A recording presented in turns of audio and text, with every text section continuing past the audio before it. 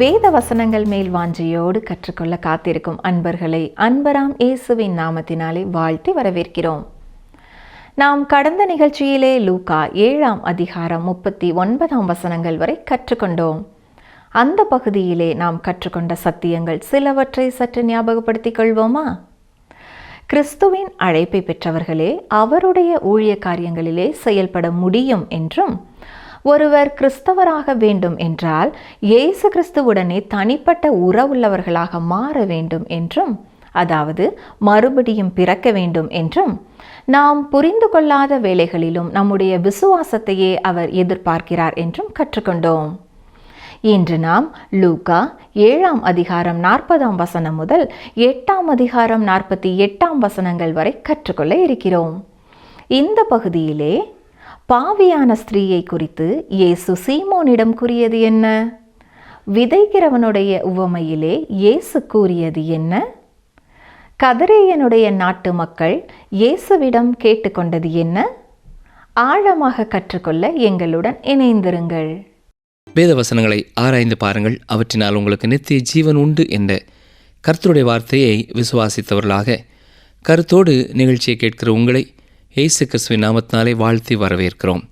இன்று நாம் லூக்கா எழுதின சுவிசேஷம் 7ஆம் அதிகாரம் 40ஆம் வசனம் முதல் 8ஆம் அதிகாரம் 48ஆம் வசனம் முதல் சிந்திக்கப் போகிறோம். அநேக வேத பகுதியை நாம் பார்க்க போவதனாலே தயவு கூர்ந்து உங்கள் வேத புத்தகத்தை நீங்கள் திறந்து வைத்துக் கொள்ளும்படியாக அன்போடு கேட்டுக்கொள்கிறேன். லூக்கா 7ஆம் அதிகாரம் 40 முதல் 43ஆம் வசனம் வரை பார்த்தால், இங்கே இயேசு சீமோனை பார்த்து என்ன சொல்கிறார்? சீமோனே, நான் உன்னோடு பேச வேண்டும் என்கிறார். அதற்கு சீமோன், சொல்லும் ஆண்டவரே என்கிறார். லூக்கா எழுதியிருக்கிற சம்பவங்களிலே இது மிக சுவாரஸ்யமான ஒரு சம்பவம்.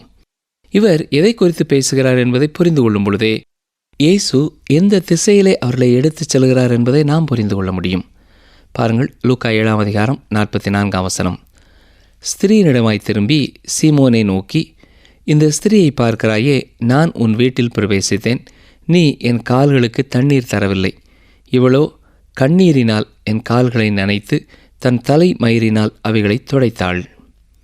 இந்த வசனத்திலே நான் பார்த்தது போல இப்பொழுதுதான் முதல் முறையாக இயேசு அந்த பெண்ணை கண்டுகொள்கிறார். இந்த நேரம் வரை அவள் செய்த எதையுமே அவர் கண்டுகொள்ளாதவர் போல இருந்தார். இப்பொழுது அவளை நோக்கி பார்க்கிறார். பார்த்த வண்ணமாகத்தான் சீமோனிடத்திலே அந்த ஸ்திரீயை பார்க்கிறாயே என்று சொல்கிறார்.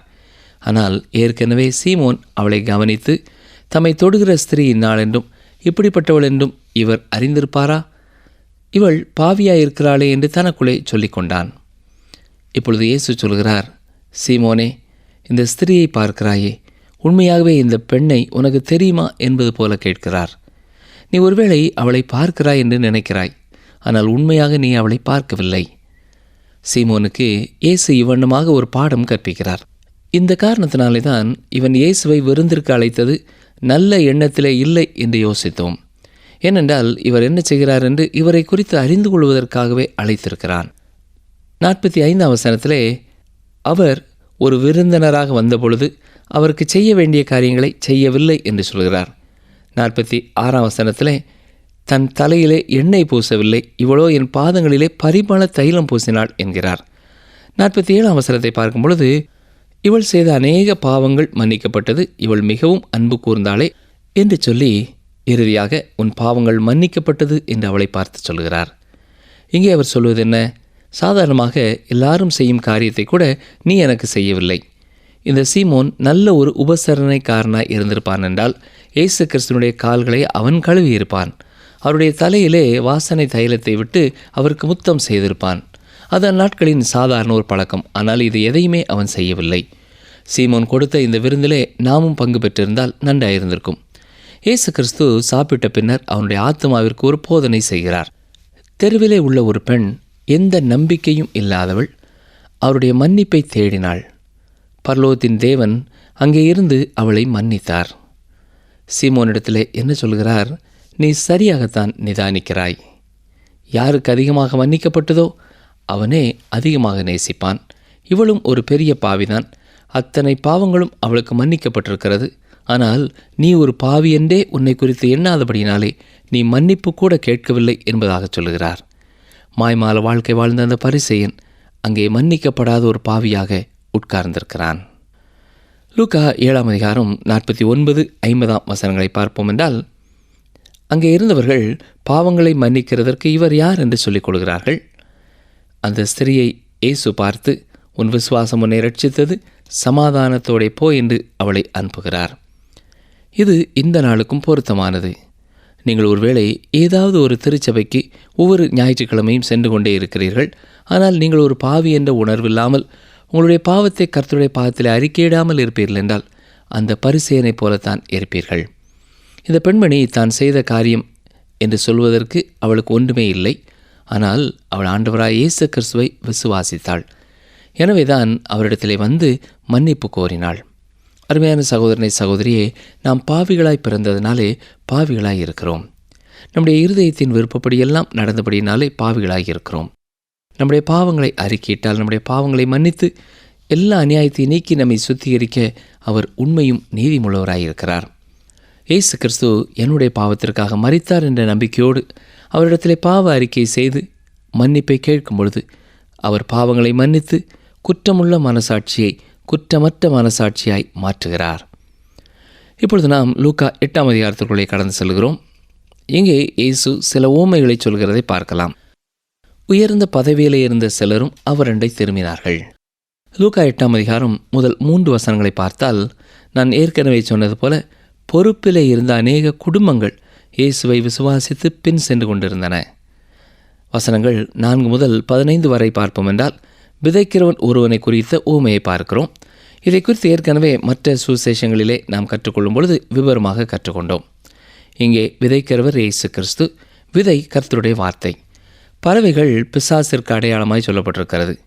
கற்பாறையின் மேல் விழுந்த விதை குறித்து சொல்லும் பொழுது அந்த கற்பாறை நிறைந்த நிலங்கள் மாம்சத்தின்படி உற்சாகமாக வசனத்தை ஏற்றுக்கொண்டவர்களை குறிக்கிறது. பாடுகள், கஷ்டங்கள், நெருக்கங்கள் வந்த பொழுது அந்த உற்சாகம் எடுபட்டு போய்விட்டது. கொஞ்ச காலம் அந்த உற்சாகம் இருக்கும். ஆனால் கொஞ்சம் பிரச்சனை வரும் பொழுதும் அவர்கள் விசுவாசத்திலே எவ்வளவு குறைவாய் இருக்கிறார்கள் என்பதை அது வெளிப்படுத்திவிடும். சில விதைகளே நல்ல நிலத்திலே விழுந்தன. முழுமையான அறுவடைக்காக அவை விளைந்தன. அருமையானவர்களே, இன்றைக்கும் உண்மையாகவே கர்த்தருடைய வார்த்தையினாலே மனமாற்றம் பெற்றவர்கள் சிலராகவே இருக்கிறார்கள். வசனங்கள் 16 முதல் 18 வரை பார்த்தால், விளக்கை கொளுத்தி பாத்திரத்தினாலே யாரும் மூடி வைக்க மாட்டார்கள், கட்டிலின் கீழே வைக்க மாட்டார்கள். உள்ளே பிரவேசிக்கிறவர்கள் அதன் வெளிச்சத்தை பார்க்கும்படியாக விளக்கு தண்டின் மேலே வைப்பார்கள் என்று சொல்கிறார். அதாவது வெளியரங்கமாகாத ரகசியமில்லை, அறியப்பட்டு வெளிக்கு வராத மறைபொருளும் இல்லை என்பதை கூறுகிறார். லூக்கா 8ஆம் அதிகாரம் 19ஆம் வசனம் முதல் 21ஆம் வசனம் வரை நாம் பார்க்கும் பொழுது அவருடைய தாயாரும் சகோதரரும் அவரை தேடி வருகிறார்கள். அப்பொழுது உம்முடைய தாயாரும் சகோதரரும் தேடி வந்திருக்கிறார்கள், வெளியே நிற்கிறார்கள் என்று அவருக்கு அறிவிக்கப்படுகிறது. இங்கே இயேசு புதிய ஒரு உறவை குறித்து அறிவிக்கிறார். தனது குடும்ப மக்களோடு உள்ள உறவை அவர் நிராகரிக்கவில்லை, மறுக்கவில்லை. அதே வேளையிலே மற்றுமொரு அளவு கடந்த ஆழமான, உயர்வான, நிரந்தரமான, மாம்சம் இரத்தத்தை தாண்டி செல்லக்கூடிய ஒரு புதிய உறவை அறிவிக்கிறார். இந்த காரணத்தினாலே ஒரு விசுவாசி அவரோடு கூட மிக நெருக்கமான ஒரு இடத்திற்கு வருகிறான். லூக்கா 8ஆம் அதிகாரம் 22 முதல் 25ஆம் வசனம் வரை பார்த்தால், இயேசு படவிலே ஏறி கடலின் அக்கறைக்கு போகும்படியாக சீஷர்களோடு புறப்படுகிறார். அவர்கள் நடுக்கடலிலே செல்லும் பொழுது அங்கே சுழல் காற்று உண்டாகிறது. சீஷர்கள் அவரை பார்த்து, ஐயரே ஐயரே, மடிந்து போகிறோம் என்று அவரை எழுப்புகிறார்கள். இங்கே நாம் பார்க்கும் பொழுது இயேசு கிறிஸ்து சீஷர்களோடு கூட பேசும் பொழுது கடலின் அக்கறைக்கு போவோம் வாருங்கள் என்று ஒரு கட்டளையாக கொடுக்கிறார். அங்கே வழக்கத்திற்கு மாறான ஒரு சுழல் காற்று எழும்புகிறது. இது அவ்வளவு அகோரமான சுழல் காற்றாக இருந்தபடினாலே பிசாசானவன் இதற்கு பின்னணியத்திலே இருந்திருக்கிறான் என்பது தெரிகிறது. இயேசுவும் களைப்பாக இருந்தபடினாலே நித்திரை செய்து கொண்டிருக்கிறார். அந்த அகோரமான சுழல் காற்றும் அவருடைய தூக்கத்தை கலைக்காத அளவிற்கு அவர் நித்திரை செய்யும்படியான மிகுந்த களைப்புடையவராய் இருந்தார். சீஷர்கள் மிகவும் பயந்தார்கள். படையில் உள்ள எல்லாருமே மரித்து போவார்கள் என்று பயந்தார்கள். ஆனால் அந்த சுழல் காற்றானது இயேசு கிறிஸ்துவை எந்த விதத்திலையும் தொந்தரவு செய்யவில்லை. ஆனால் சீஷர்களை பார்க்கும் பொழுது அவர்கள் எவ்வளவு பயந்திருந்தார்கள் என்பது தெரிய வருகிறது. இயேசு காற்றையும் கடலையும் தனது வார்த்தையினாலே அதட்டுகிறார். அவருடைய அதட்டுதல் எப்படி இருக்கிறது என்றால், சங்கிலியினாலே கட்டப்பட்டிருக்கிற ஒரு நாய் குலைக்கும்போது அதை ஒரு எஜமான் அதட்டுவது போல அதட்டுகிறார். அவருடைய அதட்டுதல் என்ன? இறையாதே, அமைதலாய் இரு என்கிறார். அவருடைய வார்த்தையை கேட்டவுடனேயே காற்றும் கடலும் அமைதியாகி விடுகிறது. இல்லை என்றால் அது எத்தனையோ மணி நேரங்கள் சுற்றி சுற்றி அடித்து கொண்டே இருந்திருக்கும். ஆனால் இயேசுவுக்கு அது உடனடியாக கீழ்ப்படிந்தது. அருமையானவர்களே, நம்முடைய வாழ்க்கையையும் சற்றே நாம் பார்ப்போம் என்றால், எத்தனை சூழ்நிலைகளிலே நமக்கு விரோதமாக வந்த சுழல் காற்றுகளையும் புயல் காற்றுகளையும் இயேசு அதட்டி அமைதல் படுத்தி அவர் எப்படிப்பட்டவர் என்பதை நாம் அறிந்து கொள்ள செய்திருக்கிறார் இல்லையா? இந்த நாட்களிலேயும் அப்படிப்பட்ட சூழலிலே இருப்போம் என்றால் இயேசு நம்மோடு இருக்கிறார் என்பதை ஒருமுறை கூட நாம் எண்ணி பார்ப்போம். இப்பொழுது அவர்கள் கதரேனருடைய நாட்டிற்கு வருகிறார்கள். வசனம் 27 அங்கே நெடுநாளாய் பிசாசுகள் பிடித்தவனும் வஸ்திரம் தரியாதவனும் வீட்டில் தங்காமல் பிரேத கல்லறைகளிலே தங்கினவனுமாயிருந்த அந்த பட்டணத்து மனுஷன் ஒருவன் அவருக்கு எதிராக வந்தான் என்று பார்க்கிறோம். அங்கே 2 பேர் இருந்ததாக மற்ற சுசேஷத்திலே வாசிக்கிறோம். ஆனால் ஒருவனை குறித்து மட்டும் லூக்கா பேசுகிறார். ஏனென்றால் லூக்கா ஒரு வைத்தியர். உதாரணத்துக்காக ஒருவனை குறித்து அவர் சொல்லுகிறார். அருமையானவர்களே, இந்த பிசாசுகளை பொறுத்தமட்டிலேயும் அநேகர் ஏதோ பூதம் பேய் என்றெல்லாம் எண்ணுகிறார்கள். இது கட்டுக்கதை என்று நினைக்கிறவர்களும் உண்டு. அநேக ஆண்டாண்டு காலமாக கிறிஸ்தவர்களிலே பலர் இந்த பிசாசுகள் என்றோ ஒரு நாள் உயிரோடு இருந்தன, இப்பொழுது உலகத்திலே இல்லை என்று சொன்னார்கள். ஆனால் சகோதரியே, சகோதரனே, இன்றைக்கும் நம்மை சுற்றி பார்க்கும் பொழுது இந்த பிசாசின் பிடியில் இருக்கிற எண்ணற்ற மக்களை நாம் பார்க்கலாம். ஒரு வைத்தியருடைய கண்ணோட்டத்தோடு கூட இங்கே லூக்கா இதை குறித்து எழுதியிருக்கிறார். மத்தேயு எழுதின சுசேஷத்திலேயும் இதே சம்பவத்தை நாம் பார்க்கிறோம். அங்கே என்ன நடந்ததோ அதை அப்படியே மத்தேயு எழுதியிருக்கிறார். மார்க்கு இன்னும் கொஞ்சம் உணர்ச்சி ததும்பவும் வெளிப்படையாக பார்க்கக்கூடியதாய் வார்த்தைகளை கொண்டும் அவர் விவரித்திருக்கிறார். முன்னதாகவே லூக்கா தனது சுசேஷத்திலே பிசாசின் பிடியில் இருந்தவர்களை குறித்து எழுதியிருக்கிறார். மட்டுமல்ல, பிசாசின் பிடியும் வியாதிகளும் வெவ்வேறானது என்பதை அவர் தெளிவுபடுத்தியிருக்கிறார். அருமையானவர்களே, பிசாசின் பிடியிலே இருப்பது என்பது புற்றுநோயைப் போலவும் குஷ்டரோக வியாதியைப் போலவும் உண்மையானது. பிசாசுகள் மனிதனை சரீர பிரகாரமாக அலக்களிக்கிறது. அவர்களுடைய மனநிலையிலே அலக்களிப்பை உண்டு பண்ணுகிறது. ஆவிக்குரிய வாழ்க்கையிலேயும் அலக்களிப்பை உண்டு பண்ணுகிறது. அது நிரந்தரமாக மனிதர்களுடைய ஆத்மாக்களை கெடுத்து போடக்கூடியதாகவும் மனிதனுக்கு நித்தியமான அழிவை உண்டு பண்ணக்கூடியதாகவும் இருக்கிறது. அடுத்த அதிகாரத்திலே லூக்கா சொல்லும் பொழுது அசுத்த ஆவிகளும் இந்த பிசாசுகளும் ஒன்றே என்பதை தெளிவுபடுத்துகிறார். வேதத்திலே குறிப்பிடப்பட்டிருக்கிற பிசாசின் பிடியிலே இருந்தவர்களிலே இந்த மனிதன் மிகவும் பயங்கரமான ஒரு நிலைமையிலே இருந்தான். இந்த சம்பவத்தோடு தொடர்புள்ள சில காரியங்களை நாம் முதலாவது கவனிக்க வேண்டும். இஸ்ரவேல் ஜனங்களிலே காத் கோத்திர மக்கள் இந்த கதரேனருடைய நாட்டிலே தங்கியிருந்தார்கள். யோசுவாவோடு கூட அவர்கள் தேசத்தை சுதந்திரித்து கொண்ட பொழுது அவர்கள் யோர்தான் நதியை கடந்து செல்லவில்லை. இங்கே பிசாசின் பிடியில் இருந்த மனிதன் எந்தவித உடையும் இல்லாமல் இருந்தான். அருமையானவர்களே, உடையில்லாமல் இருப்பதற்கும் பிசாசின் பிடியில் இருப்பதற்கும் ஒரு தொடர்பு இருக்கிறது என்று நினைக்கிறேன். சாதாரண மனிதர்களைப் போல அவன் ஒரு வீட்டிலே வசிக்கவில்லை, அவன் கல்லறைகளிலே வசித்தான். இந்த மனிதனுடைய தனித்தன்மை குறைபடுத்தப்பட்டதாகவும் அழிக்கப்பட்டதாகவும் காணப்பட்டது. தனக்கென்று எந்த ஒரு சொந்த விருப்பமும் இல்லாதவனாய் அவன் காணப்பட்டான். அவன் பரிபூர்ணமாக பிசாசின் பிடியிலே இருந்தான். இப்பொழுது லூக்கா எழுதின சுவிசேஷம் 8ஆம் அதிகாரம் 28-29 வசனங்களை பாருங்கள். இங்கே பிசாசு இயேசு கிறிஸ்துவை இனம் கண்டுகொள்கிறது. யாக்கோபு பிசாசை குறித்து சொல்லும் பொழுது ஒரு காரியத்தை சொல்லுகிறார். யாக்கோபு 2ஆம் அதிகாரம் 19ஆம் வசனத்திலே, தேவன் ஒருவர் உண்டென்று விசுவாசிக்கிறாய், அப்படி செய்கிறது நல்லதுதான், பிசாசுகளும் விசுவாசித்து நடுங்குகின்றன என்று எழுதுகிறார். பிசாசுகள் தேவனுக்கு எதிரிகள். அவை ஒரு நாளிலே நியாயம் தீர்க்கப்பட போகிறது. இந்த பிசாசுகளின் ஆரம்பம் எப்படி இருக்கிறது? உதாரணமாக சில காரியங்களை நான் சொல்கிறேன், கவனியுங்கள். இந்த வெளிப்பிரகாரமான உலகத்திலே நம்முடைய கண்கள் காண முடியாத அணு இருக்கிறது. இன்றைய நமது சமுதாயத்திலே அது பெரிய காரியங்களை செய்கிறதா இருக்கிறது. அதே போல ஆவிக்குரிய உலகத்திலேயும் சில காரியங்கள் நம்முடைய சரீர கண்கள் காண முடியாதவைகளாய் இருக்கிறது. தேவதூதர்கள் உண்மையானவர்கள், அவர்களை நம்முடைய கண்கள் காண முடியாது. 2 வகையான தேவதூதர்களை குறித்து நாம் அறிந்து கொள்ளலாம். ஒரு கூட்டம் தேவதூதர்கள் தேவனோடு இருந்து அவருக்கு பணிவிடை செய்கிறார்கள். 2வது கூட்டம் பிசாசானவனோடு கூட ஆதி காலத்திலே விழுந்து போன தூதர்கள். ஹோமர் என்பவர் சொல்லும் பொழுது கிரேக்க வார்த்தையான டைமோன் என்பதும் தியாஸ் என்பதும் ஒன்றுக்கொன்று இணையான வார்த்தை என்று சொல்கிறார். ஹெசியாட் என்ற கிரேக்க தத்துவ ஞானி சொல்லும் பொழுது எல்லா பிசாசுகளும் நல்லதுதான் என்கிறார். எம்பிடோக்லஸ் என்ற மற்றொரு கிரேக்க தத்துவ ஞானி பிசாசுகளிலே நல்ல பிசாசுகளும் இருக்கிறது, கெட்ட பிசாசுகளும் இருக்கிறது என்று சொல்கிறார். அருமையானவர்களே, ஆதி காலத்து அநேக சமய வழிபாடுகளுக்கு பின்னாலேயும் உருவ வழிபாடுகளுக்கு பின்னணியத்திலேயும் இந்த பிசாசிற்கடுத்த காரியங்கள் இருக்கிறது என்று சொல்லப்படுகிறது. பிசாசுகள் ஒரு மனிதனை கட்டுப்படுத்துகிறது. அப்பொழுது அவன் தான் நினைத்த எதையுமே செய்ய முடியாதவனாகிவிடுகிறான். நாம் பயப்படக்கூடிய பயங்கரமான காரியங்களை செய்யும்படியாக பிசாசுகள் மனிதனை உந்தி தள்ளுகிறது. ஆத்துமத்தை அழித்து போடக்கூடிய காரியங்களை செய்யும்படியாய் பிசாசு மனிதனை வழிநடத்துகிறது. தாயே தனது சொந்த குழந்தையை கொல்லும்படியாய் பிசாசு செய்கிறது. கணவனே மனைவியை கொலை செய்யும்படியாக தூண்டுகிறது. பிள்ளைகள் சொந்த பெற்றோரையே கொல்லும்படியாக வழிநடத்துகிறது. சில மனிதர்கள் அறிவுக்கு எட்டாத பயங்கரமான காரியங்களை எல்லாம் செய்கிறார்கள். அவர்களுக்கே தெரியாது தாங்கள் ஏன் அவ்வாறு செய்கிறார்கள் என்பது. இன்றைக்கு நம்முடைய காலத்திலேயும் இப்படிப்பட்ட காரியங்கள் நடப்பதை நாம் கேள்விப்படுகிறோம், பார்க்கிறோம். மனுக்குலம் எல்லா காரியங்களையும் குற்றம் சாட்டுகிறது. ஆனால் உண்மை காரணம் பிசாசுகளே. லூக்கா 8ஆம் அதிகாரம் 30 முதல் 33ஆம் வசனம் வரை பாருங்கள். இங்கே இயேசு இந்த மனிதனோடு பேசுகிறார்.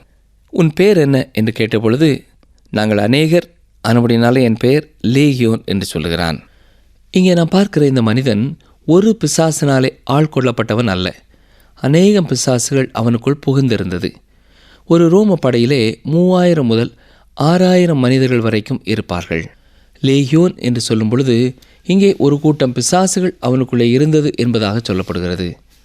அவைகளுக்கு பாதாளத்துக்குள்ளே போவதற்கு விருப்பமில்லை. யூதாவும் இதை குறித்து 6வது வசனத்தில் எழுதியிருக்கிறார். கவனிங்கள்.